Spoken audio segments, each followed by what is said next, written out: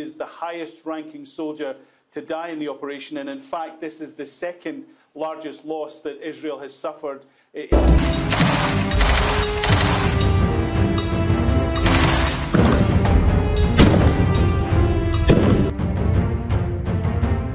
Jackson Semahoro niko nitwa.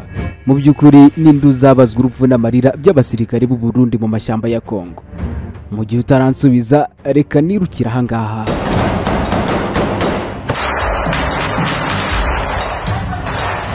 Urusaku rw'amasasu urakomeza kumvikana kuva mu majyaruguru ya Gaza kugera mu majyepfo. Nuko bimeze rwose. Ariko kandi umva uko byagenze. The Israeli army says 10 more soldiers have been killed in the northern Gaza Strip. It says a commander is among those killed during the Abasirikare barenga 10 baguye mu gico cy'abarwanyi ba Hamas rwagati muri Gaza.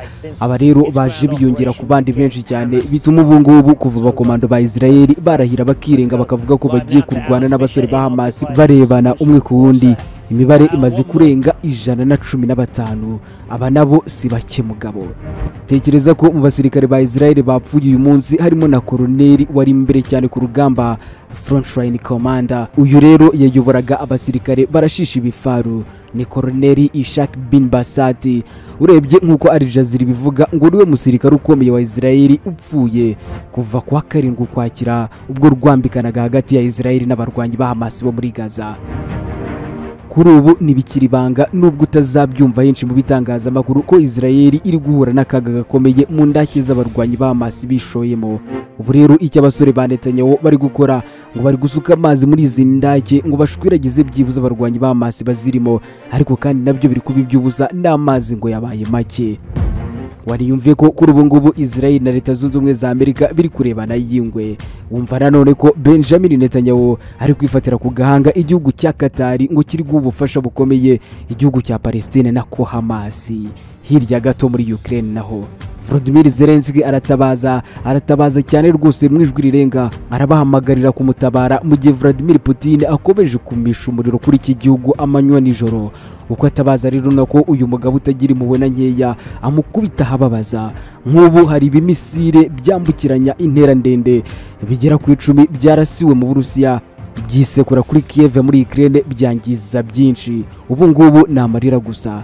Nyamara Volodymyr Zelensky ahirutse n'ubundi kubwira inshuti ye magara Joe Biden wa Leta Zunze Ubumwe za Amerika ndetse n'ibindi bihugu byo mu burengero ko byashiriwe n'intwaro kuri ubu ngubu ko rwose bakwiye kurebanwa ijisho ryuzuye impuhwe. Ariko se mama Volodymyr Zelensky hari icyizere vyo hakurya uyizira inaha hano hafi rwose, nubwo naho nta kinejeje umutima gihari. Abasirikare b'u Burundi barimo mazabira, aba rero nabanze gukenyera ngo barwane n'abarwanyi ba M23 intare zasarambwe muri Kongo. Hari uwanyongoreye atumva mutama abasuda bagera kuri 500 wo mu gisirikare cy'u Burundi bari bajyanywe muri Kongo guhangana n'umutwe w'inyeshyamba wa M23 ngo babajije impamvu y'iyo ntambara kuri bo. Iyo mpamvu bagimwe ngo bahitamo kwitahira kuko ngo bakoreshwaga nk'ingorofani, ariko kandi mu kugira iwabo ngo bakirijwe amapingu bashyirwa mu buroko nk'imbura kimazi zibereye aho ngaho. Kuba bikomeyeho urumva birakomeye mugabo. M23 nayo ku rundi ruhande irakataje ndetse irashaka kwigarura imisozi ya Karehe, ari nako kandi abahirimbanira kwicara ku ntebe isumba izindi muri Kongo nabo bahatana mu kwiyamamaza. Gusa uwitwa Moise Katumbi we kuri ubu ngubu ntamerewe neza dore ko yarokotse urupfu, yari yishwe Imana ikinga ukuboko. Wabyumvise ko twinjiye mu minota 15 y'amakuru.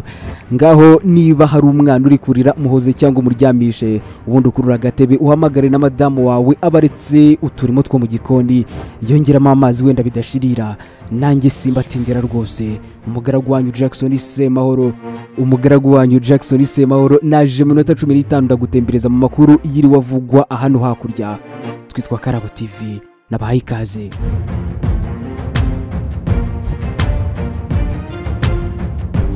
Ubuse noneho nyaheriye. Reka ariko mere ku basirikare b'u Burundi bari mu y'abagabo.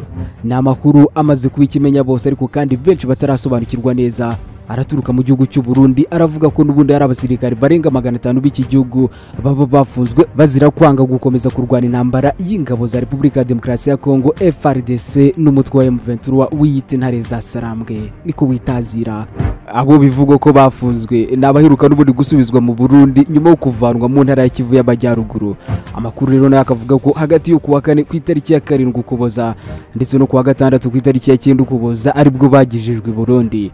Inkuru rero ya Radio Publique Africaine cyangwa se RPA mu magambo y'imfunyamfunyo ivuga ko rero indege ya mbere yageze Bujumbura itwaye bari abasirikare yari narimo imirambo 10 y'abagenzi babo biciwe mu mirwano ya M23 ndetse na FARDC ndetse hari harimo ngo n'inkomere zigera kuri 18.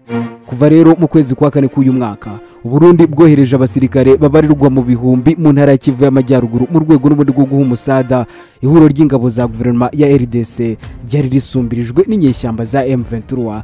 Byari kandi nyuma y'amasezerano yasinywe n'abaperezida bombi, ndavuga Perezida Tshisekedi ndetse we na Perezida Evariste Ndayishimiye w'u Burundi. Abarenga 500 kuri ubu ngubu rero bafungiwe mu Burundi nabahisemo gusubira nyuma kandi yo gusukwaho umuriro n'amasasu n'inyeshyamba zibowe na General Sultan Emmanuel Makenga bakunda kwita indwanyi karabutaka S5.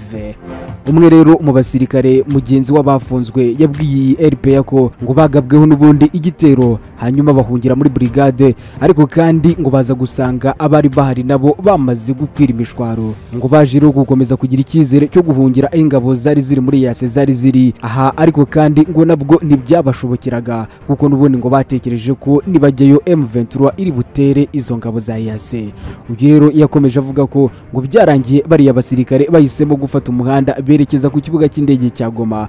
Iki gihe bari baturutse Masisi birumvikana. Aha rero igoma ngo babakuriye n'ubundi bakihabasanga ngo babasabye gusubira ku mirongo y'urugamba bari baturutseho, ariko kandi aba basirikare bababera ibamba baranga. Icyagombaga gukurikiraho rero ngo nukubashakira indege ibasubiza i Burundi niba kurwana byari bibananiye.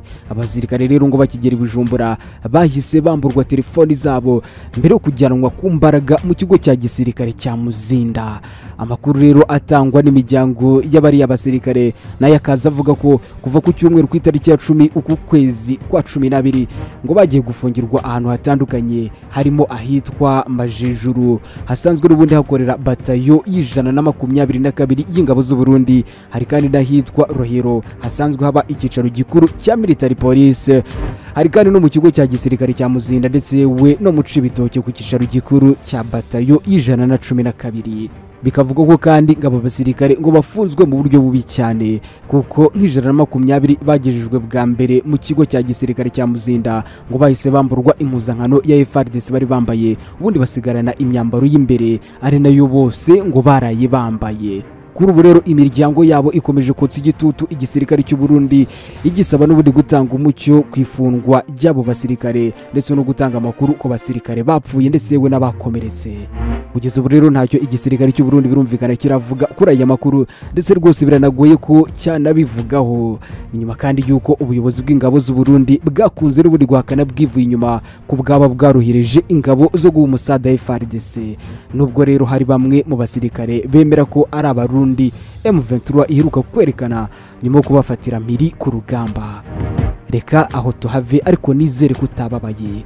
Tujye muri Kongo n'ubundi niho turi bugume turebe ibiri kuhabera.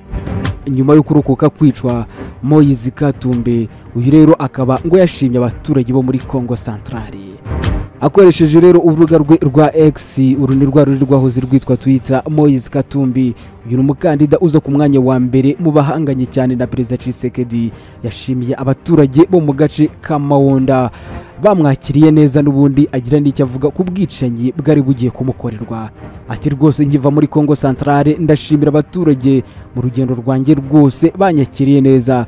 Ibintu bikomeye byibanze n'ubundi ku kwiyamamariza imawonda byerekana intege nke z'abanzi bacu batsinzwe n'ubwoba bwo gutakaza ubutegetsi.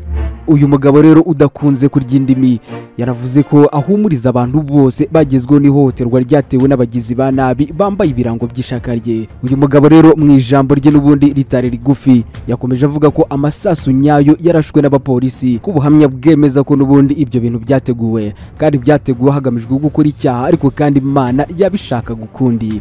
Agasaba kandi abateje ibyabaye muri Mawunda ko bagomba n'ubundi kumenyekana bagakurikiranwa ndetse rwose bakanahanwa. Akavuga ko kandi kugira ngo yirinde ubushotoranyi nk'ubwo yafashe icyemezo muri cyo guhagarika by'agateganyo ibikorwa byo kwiyamamaza mu baturage ba Kananga ndetse we na Cikapa. Aba baturage bo muri tuno duce yari kujyamo akavuga ko n'ubundi babayeho igihe kinini cyane badafite amazi cyangwa se wenda n'amashanyarazi. Akaba rero yavuze ko abo baturage n'ubundi bagomba kumenya ko yizeye ko azarahirira kuyobora Kongo ku ya 23 Mutarama 2024 akazakoresha imbaraga ze zose n'ubundi mu kuzamura imibereho yabo ndetse yewe nabe n'igihugu bose muri rusange. Uyu munyapolitike rero yanagaragaje ko nta kimenyetso na kimwe kigaragaza ko abari ku butegetsi n'ubundi bagomba kuzabugumana. Akavuga kandi ko guhera ku itariki ya 20 Ukuboza uyu mwaka wa 2023 ku munsi w'amatora Kongo nshya izashoboka. Ati rwose nitwe ubwacu tugomba kurinda amajwi yacu ibiro by'itora ku biro by'itora. Aha rero yakanguriraga abayoboke be kutazava n'ubundi ku biro by'itora amajwi yabo atabaruwe. Uyu Moise Katumbi rero n'umukandida wakunze kwifatirwa ku gahanga by'umwihariko na Tshisekedi avuga ko ngari umunyamahanga washyizweho by'umwihariko n'u Rwanda kugira ngo n'ubundi rubone uko rwigarurira igihugu cya Kongo. Reka tuve muri Kongo noneho tujye mu burasirazuba bwo hagati. Ruragirese hagati ya Katari na Israeli bapfa amafaranga yoherejwe muri Gaza. N'umwuka mubi ukomeje gututuma n'ubundi hagati ya leta ya Katari n'iya Israeli zipfa inkunga yohererejwe Palestine, aho n'ubundi ubuyobozi bw'iduha ndavuga Katari bushinjwa gutera inkunga umutwe w'iterabwoba wa Hamas. Ubucukumbuzi bwakozwe na televiziyo ya CNN ku bufatanye n'umuryango Shamrim wo muri Israeli bwagaragaje ko n'ubundi kuvana mbere y'uko Hamas itangiza ibitero bikomeye ku majyepfo ya Israeli ku itariki ya 7 Ukwakira 2023 ku isabato, leta ya Katari ngo yayoherereje amafaranga menshi cyane. Leta ya Israeli rero abanyapolitike b'abanyamerika n'ibinyamakuru bitandukanye biri gushyira igitutu gikomeye kuri Katari kugira ngo n'ubundi ihagarike iyi nkunga y'amamiliyoni y'amadolari, ariko kandi ubutegetsi bw'iki gihugu bwo bwatsembye burarahira burirenga busubiza ko n'ubundi budateze na rimwe guhagarika gutera inkunga iyi Palestina. Minisitiri w'ububanyi n'amahanga wa Katari yitwa Mohammed bin Abdulaziz Al Khulaifi ku itariki ya 11 ukwezi k'Ukuboza 2023 nibwo yatangaje agira ati ntabwo duhindura gahunda yacu ni ugukomeza gufasha abavandimwe n'abashiki bacu ba Palestine, tuzakomeza kubikora nk'uko twabikoze na mbere. Ubu bucukumbuzi rero bugaragaza ko Katari ngo yatangiye n'ubundi koherereza inkunga muri Palestine muri 2018 nyuma yaho n'ubundi iki gihugu cyari cyahagaritse imishara cyahembaga abakozi bakorera mu ntara ya Gaza. Iyi nkunga rero yari igenewe n'ubundi guhemba abakozi ndetse no gushyigikira urwego rw'ubuvuzi. Bikavuga ko rero ngo kwikubitiro Minisitiri w'intebe wa Israeli Benjamin Netanyahu ngo nta kibazo n'ubundi yigizeho bitewe n'icyo yari igambiriye. General Major Amos Giladi wabaye n'ubundi umukozi muri Minisiteri y'Ingabo ya Israeli watangaje ko iyi nkunga n'ubundi yari ishyigikiwe na Netanyahu, ariko kandi ko abo mu rwego rw'ubutasi rw'iki gihugu ngo batigeze n'ubundi babishyigikira. Inkunga ya Katari muri leta ya Palestina idacana uwaka na Israeli itangiye kuba ikibazo kuva Hamas n'ubundi yafatwa nk'iyacitse intege igabye ibitero. Tukiraho ngaho kandi leta ya Israeli ikomeje kurebana y'ingwe na leta zunze ubumwe za Amerika. Byo bimeze gute? Perezida wa leta zunze ubumwe za Amerika ni Joe Biden ndetse we na Minisitiri w'intebe wa Israeli Benjamin Netanyahu kuri ubu bararebana y'ingwe bapfa n'ubundi bikorwa bya gisirikare bikomeje mu ntara ya Gaza muri Palestina. Joe Biden ku itariki ya 12 uku kwezi yamenyesheje Benjamin Netanyahu ko Israel izakomeza gutakaza amahanga ayishyigikira mu gihe n'ubundi itagira ikihindura kuri bikorwa bigamije guhiga abarwanyi b'umutwe wa Hamas ndetse no gusenya ibikorwa remezo byayo byose. Yavuze ko rero Benjamin Netanyahu akwiye n'ubundi guhindura gahunda ubuyobozi bwe bufite kuri Gaza kuko n'ubundi ishobora kuyigiraho ingaruka mbi kandi zikomeye. Ati Israeli yari ifite amahanga menshi ayishyigikiye, batangiye gutakaza uko gushyigikirwa bitewe n'irasa ritavangura riri kuba. Joe Biden rero arasaba ko ingabo za Israeli zoroshye ibitero zikomeje kugaba muri Gaza, ariko kandi Benjamin Netanyahu we ku itariki ya 12 Ukuboza yatangaje ko n'ubundi batemeranya kuri iyi ngingo. Ati yego hari ukutumvikana ku munsi wakurikiye Hamas kandi nizeye ko tuzageraho twumvikana. ingabo za Israel rero ziri guhiga abarwanyi ba Hamas nyuma yaho n'ubundi bagabye ibitero bikomeye kuri iki gihugu ku itariki ya 7 Ukwakira 2023. Benjamin Netanyahu rero aherutse gutangaza ko ibi bikorwa bya gisirikare bizahagarara ubwo uyu mutwe ufatwa nk'uwiterabwoba uzaba wasenyutse. Icyo bagambiriye no kurimbura burundu abarwanyi ba Hamas ndetse no gukora uko bashoboye kose Hamas ntizongere kuba ikibazo, mbese ntizongere gukora mu jisho iki gihugu cya Israel. Ariko birasa naho bikomeza guhindura isura cyane ko amahanga ibihugu bigiye bitandukanye bikomeje kwamagana iki gihugu cya Israel kubera ko ngo kiri kurasa ubutarobanura ku baturage bahagaza. Reka nsoreza aho ngaho. Wakoze cyane wubana natwe buri munsi, yari iminota 15 y'amakuru. Jackson Semahoro niko nitwa. Uragumana natwe, twitwa Akarabo TV.